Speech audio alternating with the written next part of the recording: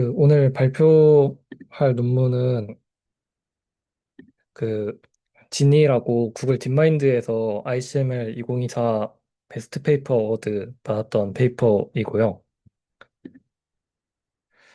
네, 이거를 이제 올해 가져오게 된 이유는 이게 후속 연구가 나와서 지니 2, 지니 3까지 이제 나왔고 최근에 지니 3가 되게 좋은 성능을 보여줘가지고 그걸 보고 관심을 가져가지고 가져오게 되었습니다. 그래서 우선 이게 뭐 하는 페이퍼인지 말씀드리는 것보다 그냥 약간 인트로 동영상을 한번 같이 보는 게 가장 설명하기 좋지 않을까 생각을 해서 What you're seeing are not games or 이거 videos, 동영상도 잘 they're 보이실까요? worlds. Each one of these is an interactive environment generated by Genie 3, a new frontier for world models. With Genie 3, you can use natural language to generate a variety of worlds and explore them interactively, all with a single text prompt. 네, 그래서 이거 지니 페이퍼가 하는 건 그 월드 모델이라고 해서 Let's see what it's like to 마치 spend some time. 게임 시뮬레이션 같은 거를 Genie 이제 3 has 모델을 real-time 통해서 interactivity, meaning 하겠다라고 that the environment 하시는 reacts to your 페이퍼고요. movements and actions. You're not walking through a pre-built simulation. Everything you see here is being generated live as you explore it. And Genie 3 has world memory. That's why environments like this one stay consistent. World memory even carries over into your actions. 그래서 For 이제 example, when I'm painting on this wall, my 키보드 actions 입력 같은 persist. 걸 받아가지고 이런 식으로 조작을 할 수 있는 I can look 그런 away 어떻게 and 보면 generate other 일종의 parts of the 인터랙티브 world. 비디오 같은 But when I look back, the actions I took are still 하는 there. 겁니다. And Genie 3 enables promptable events, so you can add new events into your world on the fly. Something like another person or transportation, or even something totally unexpected. You can use Genie to explore real world physics and movement, and all kinds of unique environments. You can generate worlds with distinct geographies, historical settings, fictional environments, and even other characters. We're excited to see how Genie 3 can be used for next generation gaming and entertainment. And that's just the beginning. Worlds can help with embodied research, training robotic agents before working in the real world, or simulating dangerous scenarios for disaster preparedness and emergency training. World models can open new pathways for learning, agriculture, manufacturing, and more. We're excited to see how Genie 3's world simulation can benefit research around the world.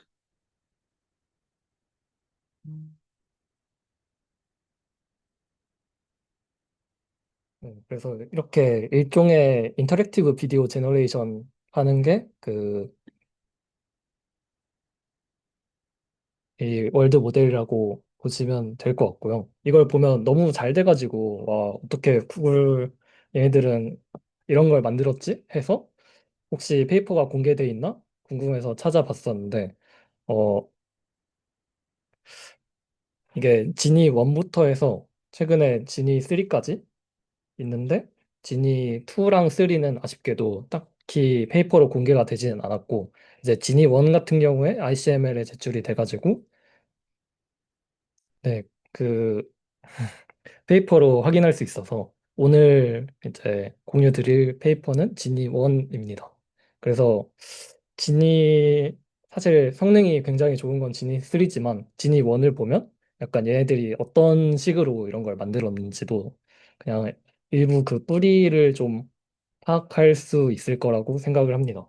그래서 지니 1 같은 경우에 2024년 2월에 나왔는데 이제 만드는 비디오 자체가 2D 플랫포머 비디오로 되게 제한된 이미지만을 만들었고요. 그래서 되게 로우 레졸루션이고 만드는 시간도 짧고 한데 지니 2에선 이거를 이제 3D 가상 환경으로 넘어와서 아마 지니 1에서 이 3D 비디오 게임을 데이터셋으로 사용해서 더 발전을 시켰고 그다음에 이제 지니 3로 와서는 딱히 어, 이런 게임 환경 말고도 그냥 실제 리얼리스틱한 이미지에서도 이 이런 플레이어들을 조작할 수 있게 하는 그냥 일반적인 대부분의 상황에 대해서 모두 동작할 수 있도록 했다라고 합니다.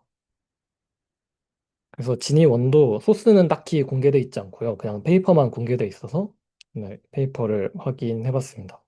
그리고 또 이 지니 모델이 여타 다른 파운데이션 모델이랑 또 다른 게 기존에도 월드 모델이라고 하는 것들은 연구가 많이 되고 있었는데 어, 아무래도 인터랙티브 비디오 제너레이션이다 보니까 기존의 월드 모델은 이제 트레이닝 데이터에 비디오랑 액션이 같이 들어가게 되는 식으로 학습을 하게 됐었는데 이제 지니 같은 경우엔 그 트레이닝 데이터에서 비디오 올리만 사용해가지고 어, 그 네, 따로 액션 라벨이 필요 없도록 학습을 해가지고 이 부분이 다른 월드 모델과 차별화되는 점이라고 생각합니다. 그래서 비슷한 시기에 텐센트에서 야안이라고 그 비슷하게 약간 마치 모델을 게임처럼 플레이할 수 있도록 하는 그런 모델을 만들었는데 이거 같은 경우엔 이제 트레이닝 데이터에 비디오와 액션 라벨이 모두 포함되어 있어야 한다는 그런 단점이 있어가지고 이제 지니 같은 경우에 1, 2, 3 모두 비디오 올리로만 학습할 수 있다는 점이 차별점이라고 보실 수 있습니다. 네.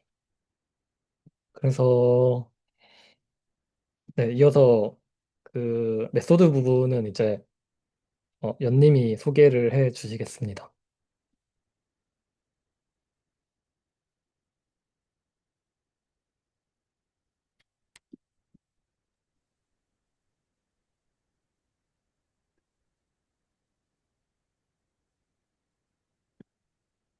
네, 그 이제 메소드 설명드릴 건데 이게 좀 알아야 되는 기본 논문들이 있어서 저는 익숙하지 않아서 이 기본 논문들 읽는데 좀 시간을 들였고 이거를 설명드리면 이해가 훨씬 쉬워서 여기 메소드 들어가기 앞서서 좀 추가해봤습니다.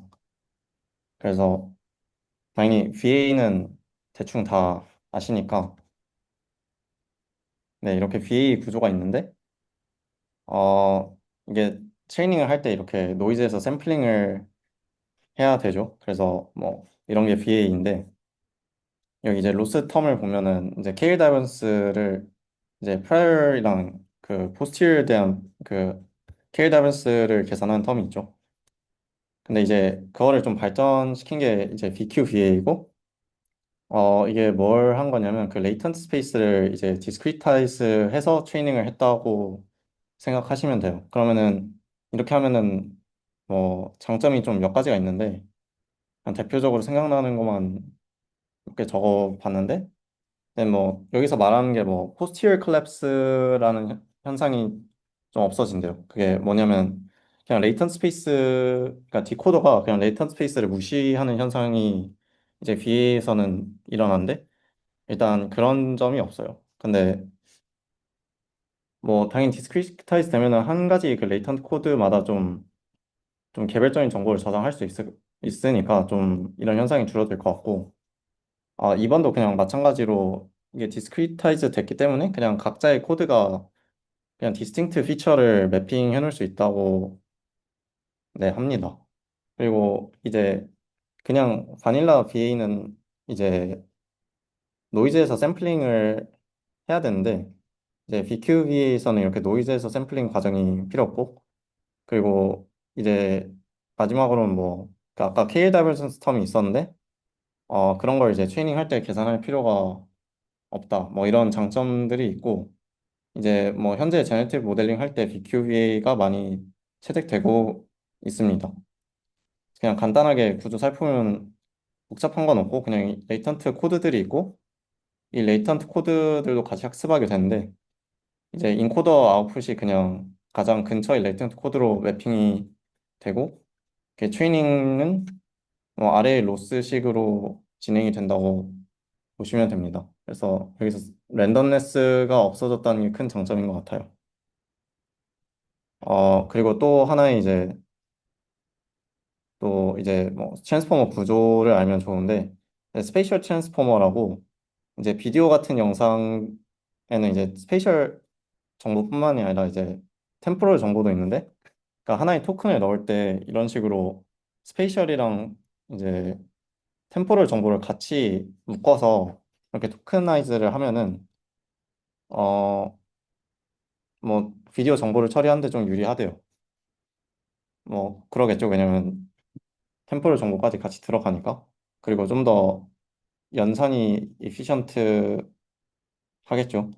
그 특히 더 연산이 좀 이피션트하게 만드는 구조 하나가 이제 뭐 팩토라이즈 셀프 어텐션이라는 것이 있는데 이제 스페이셜 어텐션이랑 템포럴 어텐션을 이제 개별적으로 어 어텐션을 먹이게 되는데 단순하게 그냥 모든 토큰들을 이렇게 잘라서 넣게 되면은 이제 비디오 데이터 같은 경우 이제 토큰의 개수가 정말 많이 늘어나고 그 또 어텐션 n제곱배로 연산이 늘어나니까 엄청 컴퓨테이션 헤비한데 이제 스페이셜 어텐션이랑 템포럴 어텐션으로 나누게 되면은 이제 가장 큰 컴퓨테이션이 들어가는 스페이셜 어텐션에서 이제 그냥 컴퓨테이션이 리니어하게 증가한다는 장점이 있습니다. 그래서 비디오 데이, 그 비디오 도메인에서는 이 구조를 사용한다고 하는데 제가 정확히는 몰라서 네, 뭐 유리할 것 같습니다. 구조상. 네, 그리고 이제 메소드로 넘어가겠습니다. 일단 태스크부터 설명을 드리자면 일단 월드 모델을 만들고 싶은데 그냥 월드 모델이라는 것이 그냥 인터랙티브 비디오 제너레이션을 한다고 생각하면 됩니다. 그래서 그냥 비디오 제너레이션을 하는데 그냥 사람이 이제 조작하는 걸 반영할 수 있는 비디오 제너레이션이고 이제 문제점이 뭐냐면 이제 아까 앞서 수영님이 소개해 주셨지만 이제 월드 모델을 만들려면 이 보통 게임 데이터로 많이 하게 되는데 그런 이유가 이제 게임에서는 인풋 데이터가 비디오와 함께 제공이 되잖아요. 그래서 그런 걸 통해서 그냥 슈퍼바이즈드 러닝을 통해서 월드 모델을 만들게 되는데 당연히 이러면은 뭐 엄청 그런 데이터셋 자체가 많이 없기도 하고 뭐 게임 데이터 외로 제너럴라이제이션을 그러니까 스케일링을 하기가 좀 어렵겠죠. 그래서 지니에서는 이제 그냥 언슈퍼바이즈드 러닝을 사용해서 그리고 그러니까 BQVA를 활용한 언슈퍼바이즈드 러닝을 활용해서 이제 월드 모델을 학습하고자 합니다. 그래서 전체적인 오버뷰를 보여드리면 이제 크게 세 가지 컴포넌트가 있는데 이제 비디오 토크나이저가 있고 그 다음에 레이턴트 액션 모델이 있고 그 다음에 이런 비디오와 액션 정보를 가지고 이제 넥스트 프레임 프리딕션을 하는 다이내믹스 모델이 이제 크게 세 가지 구조로 있습니다. 그래서 네 그냥 이런 구조고요. 이제 각 컴포넌트에 대해서 설명을 드리면 가장 단순한 게 이제 비디오 토크나이저인데 그냥 스페이셜 트랜스포머를 활용한 BQVA 구조를 활용해서 이제 이 비디오 프레임 자체를 인코딩 하는데 사용을 해요. 그리고 뭐 그냥 리컨스트럭션 로스로 학습을 하겠죠.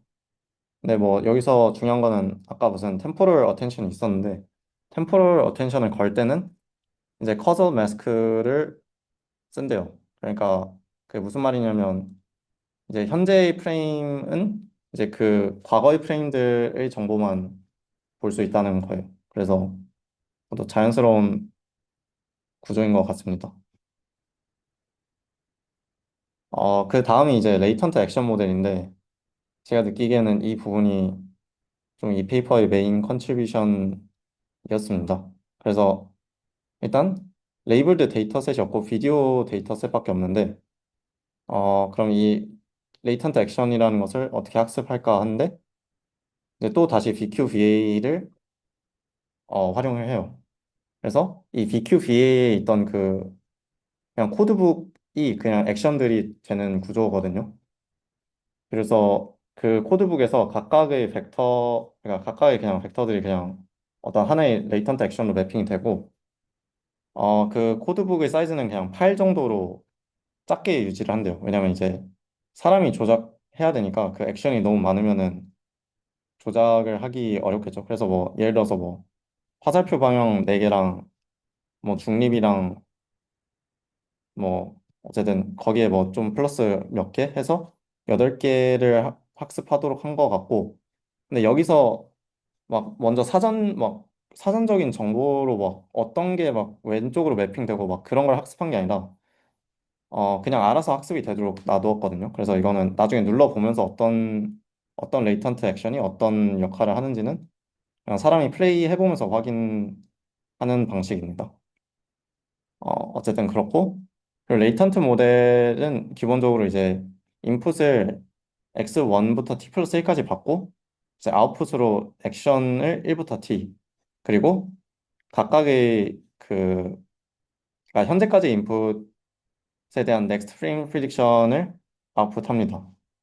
그래서 이걸 좀 더 자세히 살펴보면은 이제 이런 구조인데, 어, 일단 이 LAM 인코더, 디코더 그냥 BQVA이고, 이렇게 인풋으로 x1부터 t까지 이제 t 플러스 1까지 들어가고, 이제 각 프레임마다 넥스트 프레임 프리딕션을 하도록 하고, 이제 이 중간에 그 액션이 그냥 레이턴트로 인코딩 되게 학습을 합니다. 그래서 저는 그냥 이걸 어떻게 생각했냐면, 이제 그냥 이 프레임별로 차이가 있을 거 아니에요. 근데 특히 지니 1에서는 이제 그냥 2D 플랫폼 게임으로 학습을 했는데, 그 프레임 간의 차이가 예를 들어서 어떤 프레임 간의 차이는 뭐 캐릭터가 좀 위로 이동했다. 또 뭐 캐릭터가 왼쪽으로 이동했다, 오른쪽으로 이동했다 이런 그 일관된 그냥 차이가 있을 것 같은데 그냥 그런 차이를 그냥 잘 잡아내도록 이게 학습이 될 것 같고 여기서 이제 레이턴트 액션 모델 인코더랑 디코더는 순전히 이 레이턴트가 스페이스를 학습한 데만 사용하고 이제 그 인코더랑 디코더는 인퍼런스 할 때는 사용되지 않습니다. 네. 그다음에 이제 마지막으로 이걸 통합해주는 다이내믹스 모델이 있는데 다이내믹스 모델은 이제 이렇게 비디오 토큰이랑 이제 레이턴트 액션 그 뭐 벡터를 가지고 이제 넥스트 프레임 프리딕션을 하게 돼요. 근데 이제 다이내믹스 모델은 그 아까 레이턴트 액션 모델은 이제 그 픽셀 단에서 그냥 넥스트 프레임 프리딕션을 하도록 학습을 했는데 이것도 그냥 디자인 초이스로 그 다이내믹스 모델은 이 그러니까 넥스트 프레임 프리딕션을 하는데 이거를 그 토크나이즈된 비디오 프레임으로 하거든요. 근데 이것도 역시 그냥 디자인 초이스라고 생각을 해주시면 되고 정확히 이제 다이내믹스 모델은 이제 뭐 매스크 GIT 구조를 사용했대요. 그래서 이것도 그냥 제너러티브 트랜스포머 모델인데 그냥 요즘 뜨는 막 맥스트 랭귀지 모델이랑 좀 구조가 굉장히 비슷하거든요. 그래서 그냥 제너레이터라고 생각을 하시면 돼요. 그래서 이 다이내믹스 모델이 트레이닝이 어떻게 되냐면 이렇게 그냥 액션이랑 그 전까지 그 프레임들을 보고 넥스트 프레임 프리딕션을 해라. 단 이걸 그냥 토큰 스페이스에서. 그리고 여기서 또 추가적인 게 하나 있다면 보통 월드 모델에서는 이렇게 레이턴트 액션들이 그러니까 벡터와이즈 컨캐티네이션이 돼서 같이 들어가는데 여기서는 그냥 이거를 그냥 단순히 더해서 애디티브 인베딩으로 사용을 했대요. 이것 또한 그냥 empirical choice라고 설명이 되어 있습니다. 논문에서는. AT 어떻게 만드는지 다시 한 번만 말씀해 주실 수 있을까요? 그러니까 액션을 만들어주는 인코더가 있는 걸까요? 그러니까 액션 토큰은 어떻게 만드는? 일단 기본적으로 이렇게 그 레이턴트 액션 모델이 이렇게 학습이 될 때 이 액션이라는 것이 각 프레임별로 그라운드 트루스처럼 생성이 되게 돼요. 왜냐면 각 그 액션이 그러니까 학습이 되면서 이게 매핑이 돼요. 액션을 만들어주는 어떤 모델이 있어요. 네, 그 각 프레임별로 레이턴트 액션 모델을 학습하면서 각 프레임별로 액션이 다 그러니까 지정이 돼요. 인코더가 그러면 액션을 만드는. 네네네. 네. 근데 이거는 학습 과정일 때는 이렇게 액션을 사용하는데 나중에 인퍼런스 때는 이제 사람이 조작을 하잖아요. 네. 그러면 이제 사람은 그때 각 프레임별로 그냥 임의 액션을 넣을 수 있어요. 그래서 이제 트레이닝의 좀 구조랑 인퍼런스 때 구조가 조금 다르긴 해요. 네, 네. 어쨌든 현재 트레이닝 과정에서는 그냥 단순히 그러니까 레이턴트 액션 모델에서 나오는 그, 그 액션 벡터들을 사용했습니다. 트레이닝 과정에서는. 네, 혹시 추가적인 질문 있나요, 지금까지? 궁금한 게 네, LAM 네, 저 모델에서 LAM 인코더에는 네, X1부터 XT 플러스 1까지 다 들어가잖아요. 네, 네. 그러면은 LM 디코더에는 저 X1 플러스 T도 같이 들어가고 그다음에 T 플러스 1을 리컨하도록 하는. 아, 네, 네, 네. 네, 알겠습니다. 네, 이게 그래서 그 메인 프레임별로 일어나서 예를 들어서 그러니까 그냥 그 패러라이즈 해서 뭐 X1까지만 있으면 X1은 뭐 X2를 리컨스트럭트하고 X1, X2가 있으면 뭐 X3가 리컨스트럭션이 되고 이게 그냥 다 패러렐하게 연산이 진행된다고 생각하시면 돼요. 네, 그러면은 얘는 이제 프레임 와이즈로 네, 레이턴트를 뽑는데 네, 그다음에는 이제 그 BQVA의 네, 템포럴 스팬만큼 네, 뽑게 되면은 걔들이 어떻게 합쳐지게 되는 거예요? 그러니까 뭐 예를 들어서 BQVA가 네, 프레임 두 개씩 네, 하나의 토큰으로 만든다라고 치면은 네. LAM 인코더를 태우면은 이게 두 개가 나오게 될 텐데. 아, 애초에 이게 스페이셜 트랜스포머라서 네. 음,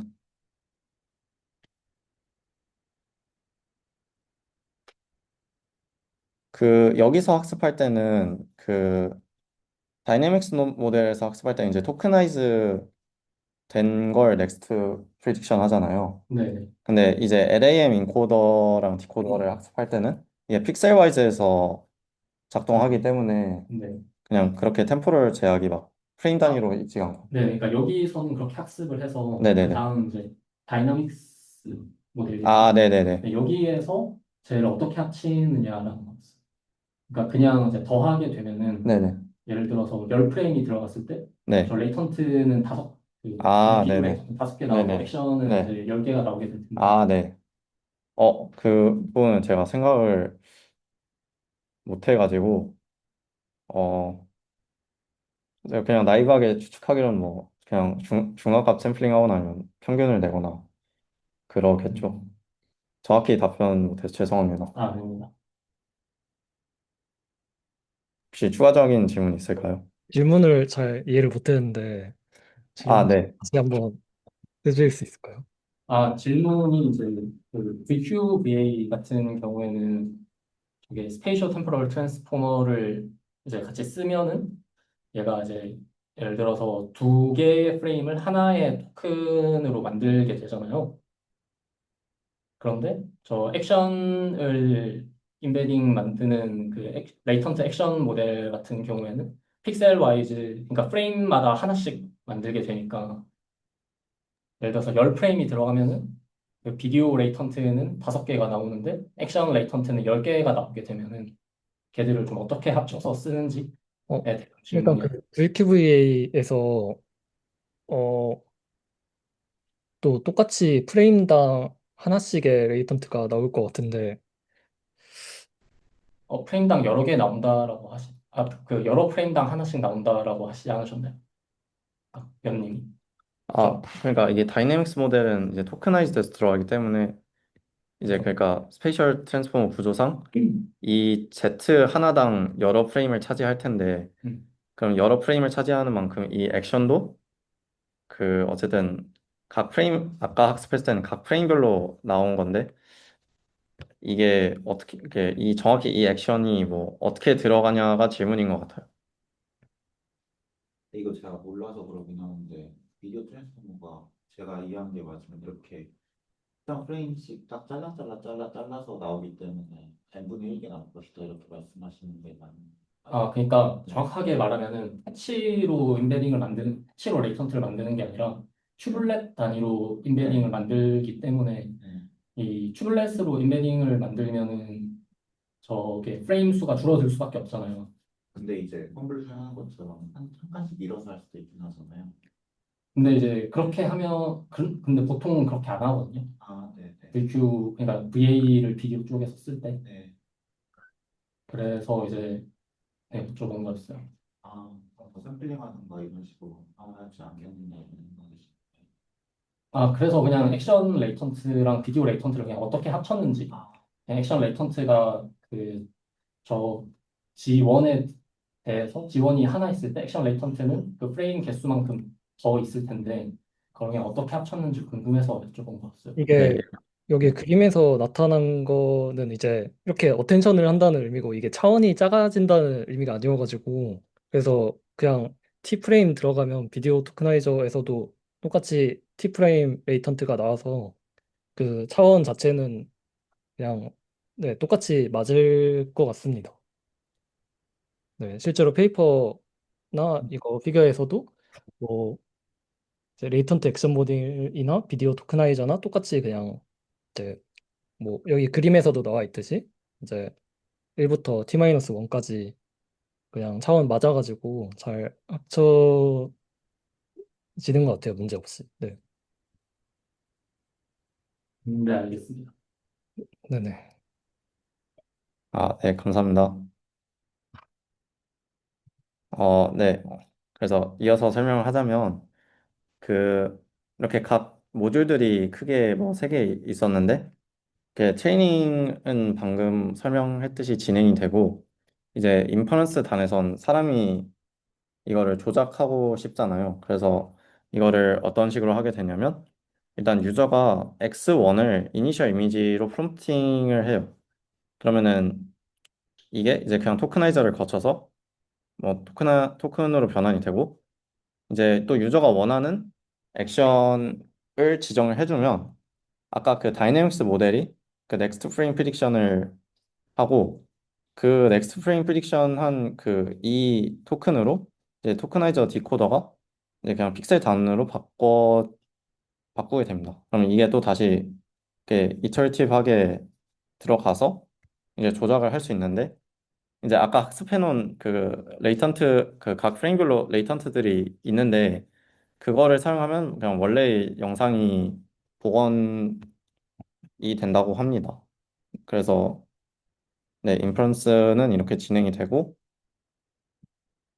네, 다음부터는 실험이라 혹시 질문 있으면 지금 해주세요. 다이나믹스 모델을 아까 학습시킨 그 쌍들로 학습을 시키는 건가요? 다이나믹스 모델 트레이닝은 안 나와요. 아, 여기가 다이내믹스 모델 트레이닝. 아, 이 부분이요? 네네. 아, 네.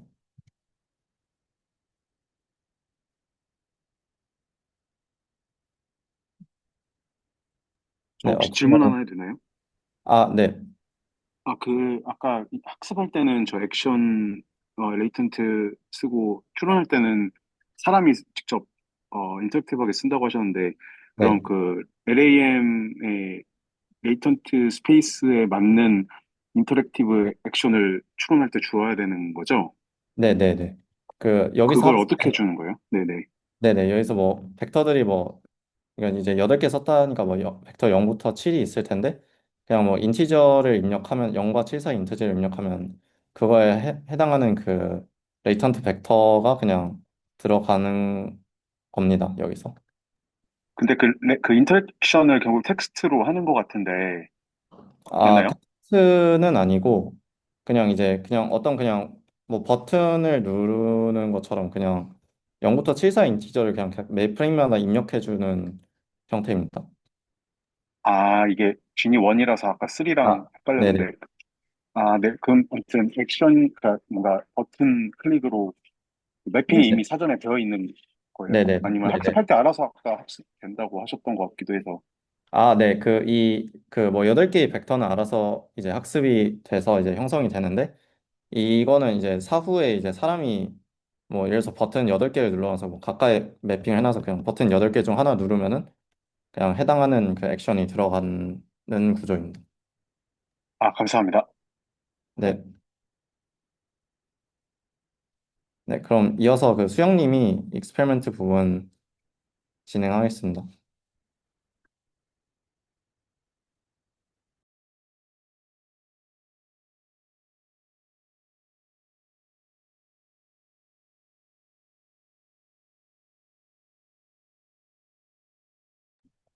네, 그럼 이어서 진행하도록 하겠습니다. 네, 우선 이 모델 학습에 사용하는 데이터셋부터 설명을 드릴 건데요. 일단 데이터셋이 기존에 있지는 않았고, 예, 구글에서 새로 만들었는데, 우선, 뭐, 구글이니까 비디오 데이터는 많이 가지고 있으니 그 뭐 그냥 인터넷에서 공개적으로 접근 가능한 비디오 중에서 그 2D 플랫포머 게임과 관련된 키워드가 포함되어 있고 또 제목이나 설명에 뭐 스피드런 아니면 플레이스루 같은 그런 액션 월드가 포함되어 있고 또 이제 너무 이상한 비디오가 들어오면 안 되니까 막 무비나 언박싱 같은 그런 네게이팅 월드를 정해가지고 이런 월드는 포함하고 있지 않도록 해가지고 비디오를 이제 그 55밀리언 개만큼 우선 처음으로 모았다고 얘기를 하고요. 그리고 근데 이제 이렇게 모은 데이터는 굉장히 노이지한 데이터일 테니까 한 번 더 필터링을 거쳐가지고 좀 하이 퀄리티 데이터만 남겨서 그거를 학습에 이용했다고 하는데요. 그래서 이 필터링은 그 일단 사람이 이 10K 비디오에 대해서 1점부터 5점까지 해가지고 1점이면 나쁜 거, 5점이면 좋은 거라고 해가지고 그 직접 점수를 매기고요. 그래서 그렇게 라벨링을 진행하고 이때 이 휴먼 디폴트로 한 10시간 정도 걸리는 작업이라고 얘기를 합니다. 그래서 이렇게 데이터 라벨링을 한 다음에 그 레지넷 18을 써가지고 그 1점에서 5점 사이의 바이너리 클래시피케이션을 그 진행하도록 학습을 했다고 합니다. 그래서 이렇게 학습을 해가지고 만들어진 모델을 이용해서 그 2점에서 4점의 데이터는 모두 제거한 다음에 이제 5점짜리 제일 좋은 데이터만 남겨가지고 그 이렇게 그거를 학습으로 이용을 했다고 얘기를 해요. 그래서 기존의 이니셜 데이터는 55밀리언이었는데 이렇게 필터링을 거친 뒤에는 6.8밀리언으로 좀 많이 필터링이 되었고 또 이거를 이용해서 이제 학습을 했을 때 실험 결과를 또 보여주는데 이제 오리지널 데이터를 사용했을 때 그 FVD가 약간 피델리티 보여주는 어떻게 보면 이미지에서 그 FID 스코어랑 비슷한 매트릭이라고 보시면 되는데 그래서 이렇게 어 하이 퀄리티 데이터만 사용했을 때 거의 10%에 가까운 데이터만 사용했음에도 불구하고 성능이 더 많이 올랐다라고 얘기를 합니다. 그래서 많은 데이터를 사용하는 게 중요한 게 아니라 좀 양질의 데이터를 사용하는 게 중요하다 같은 메시지를 던져줍니다. 그래서 또 사용한 데이터의 구체적인 내용은 이제 16초짜리 비디오 클립을 사용했고 이제 10프레임, 10, 네, 그 1초에 10프레임 가지고 있는 그런 비디오입니다. 그리고 레졸루션 같은 경우에 160 바이 90 레졸루션을 가지고 있고요. 그래서 이렇게 직접 만든 데이터셋을 사용해서 학습을 했습니다. 저 그래서 질문이 있는데요. 네네. 2점에서 4점은 제거했는데 1점은 그럼 어디에 쓰는 거예요? 얘네가 그 1점은 나쁜 데이터, 5점은 좋은 데이터로 이렇게 분류를 했다고 하는데 그 1점짜리는 어디다 썼는지는 페이퍼에 나와 있진 않더라고요. 네. 네, 알겠습니다. 그래서 실제로 그냥 페이퍼에 기술대기로 2점에서 4점은 지웠다. 그리고 1점하고 5점만 남겼다라고 했는데 실제로 학습에는 5점짜리 데이터만 써가지고 네, 1점은 뭔가 내부적으로 뭔가 실험하는 데 쓰지 않았을까 이렇게 추측해 봅니다. 네. 그래서 그다음으로 트레이닝 디테일인데 사실 그 메소드 설명 드렸으면 알겠지만 얘네가 자체적으로 뭐 모델을 만들었다 이런 건 하나도 없어요. 그래서 비디오 토크나이저 그리고 레이턴트 액션 모델, 다이나믹 모델 모두 다 그냥 저희가 기존에 알고 있던 뭐 스페이셜 템포럴 어텐션이나 아니면 뭐 VQVA나 마스크 GIT 이런 식으로 다 기존에 알려져 있던 모델을 활용해서 만들었고 단지 그거를 좀 잘 엮어서 되게 새로운 태스크에서 잘 되도록 했다라는 게 컨트리뷰션이 될 것 같아요. 그래서 실제로 실험 세팅을 어떻게 했냐를 살펴보면 이제 비디오 토크나이저 같은 경우엔 그 200밀리언 파라미터를 가지고 또 임베딩 사이즈는 이제 32 그리고 그 1024개의 그 코드북을 가지고 있고요.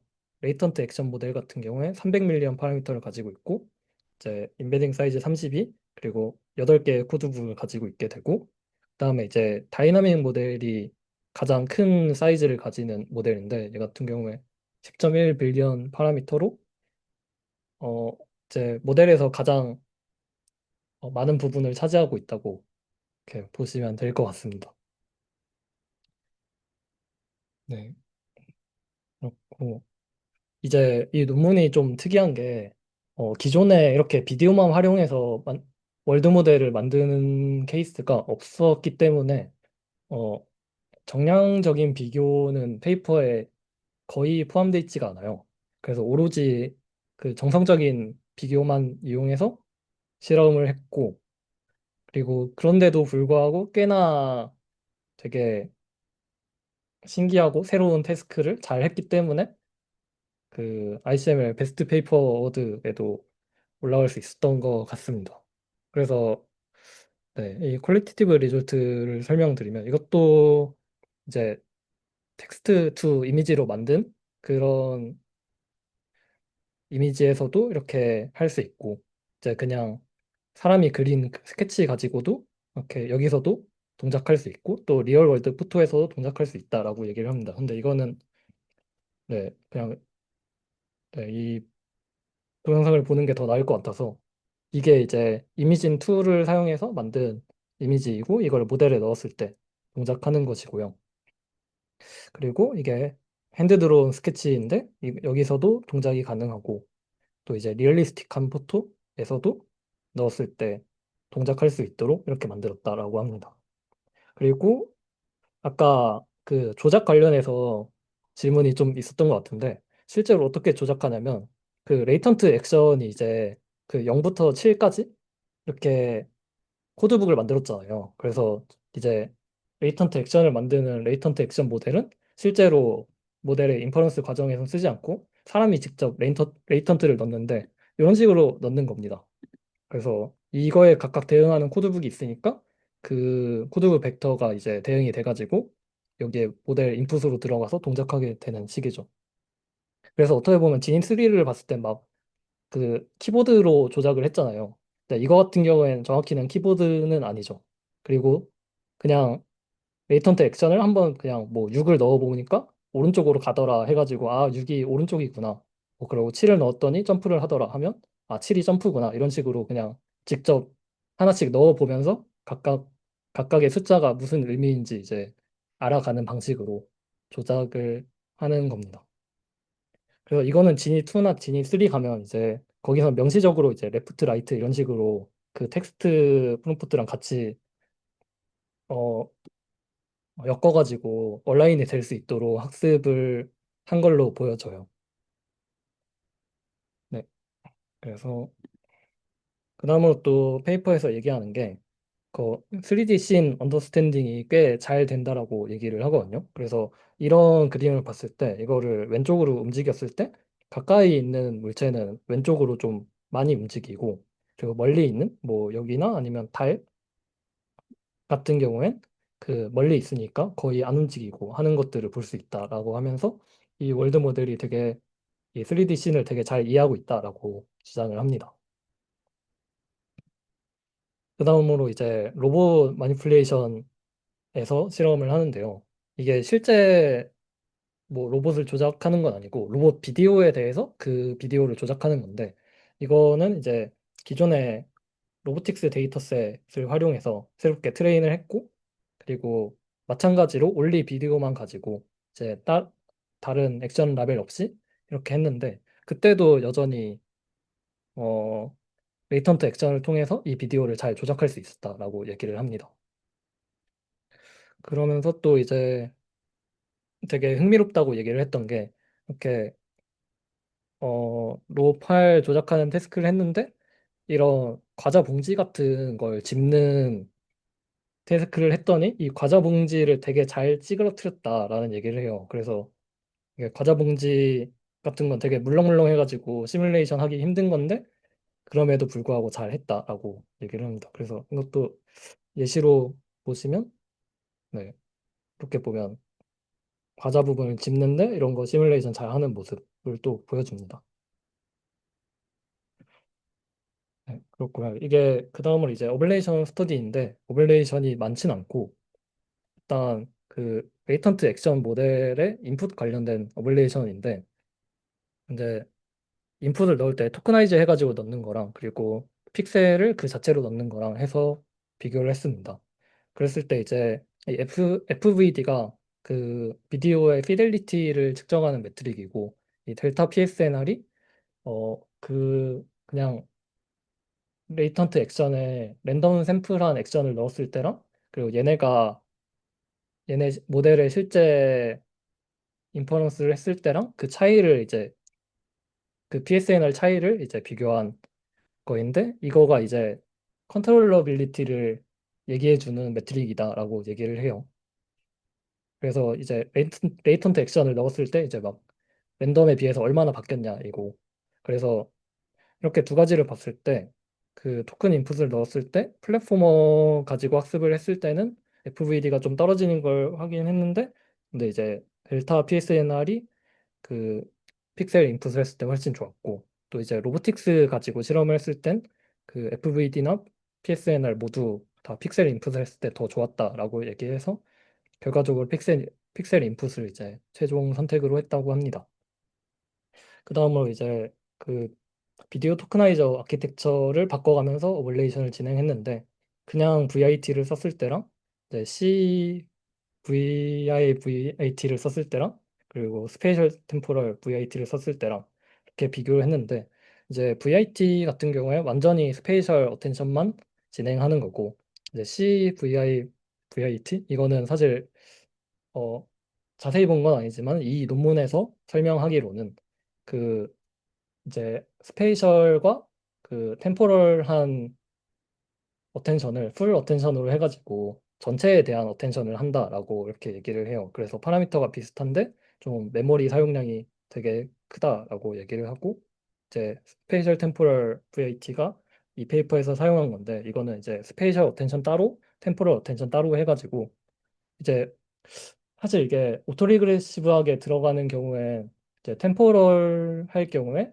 오엔 제곱 컴퓨테이션이 들어가서 그 부분이 살짝 걱정이잖아요. 근데 이제 실제로 연산이 무거운 부분은 그 스페이셜 어텐션 쪽에 다 몰아놓고 그러면 스페이셜 그 해상도는 뭐 인퍼런스 과정에서 변하지 않으니까 똑같은 그 연산량을 가지고 있고 근데 반면에 이제 템포럴한 부분은 가볍게 만들어 가지고 좀 이게 인풋 랭스가 좀 길어져도 여전히 가볍게 연산할 수 있도록 하는 뭐 그런 식으로 스페이셜 어텐션과 템포럴 어텐션을 따로따로 해가지고 만든 어텐션이라고 하는데 그렇게 스페이셜 템포럴 어텐션을 썼을 때 메모리 증가량도 꽤나 합리적이고 또 이제 성능도 실제로 풀 어텐션 다 쓰는 CVIT보다 더 높다고 이렇게 얘기를 합니다. 그래서 이 CVIT보다 더 높은 이유로 또 설명을 하는데 이게 아마 그냥 템포럴과 스페이셜을 그냥 다 합쳐가지고 풀 어텐션을 하는 거다 보니까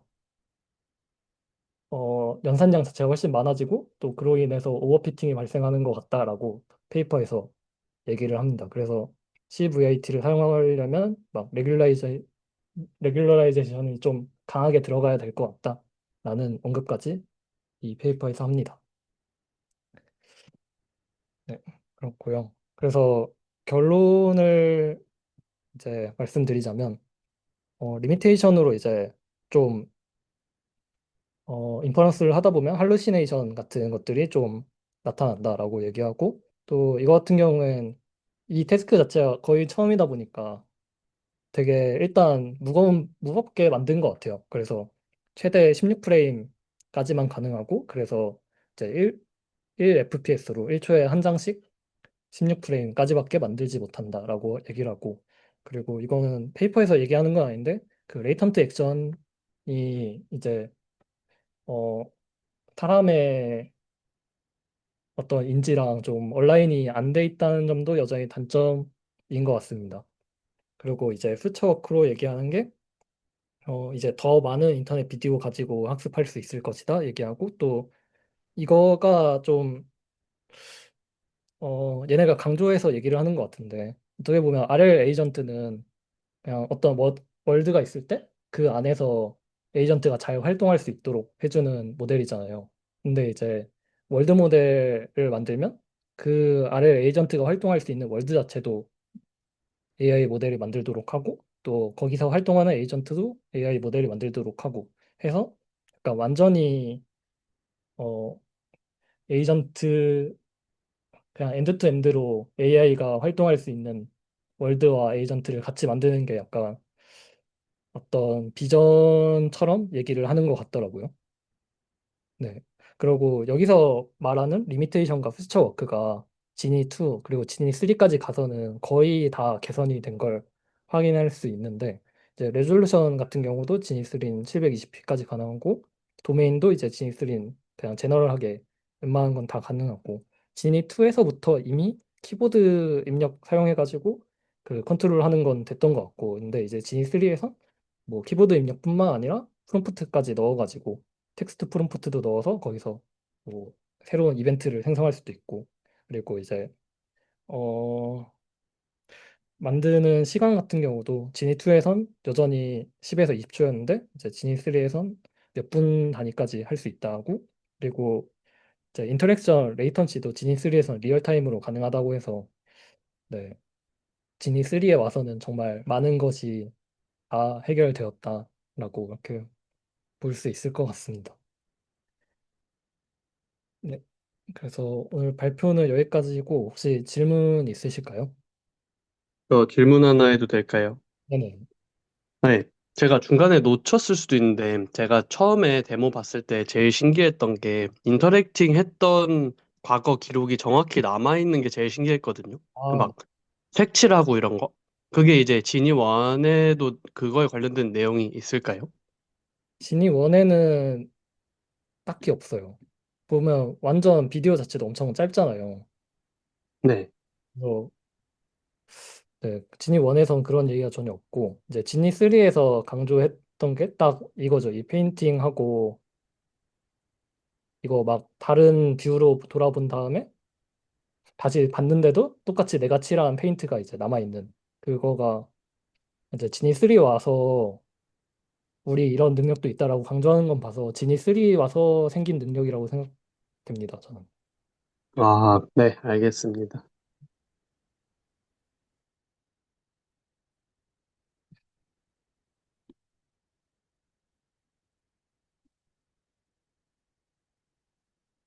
네, 그러면 또 질문 없으시면 오늘 발표는 여기서 마치도록 하겠습니다.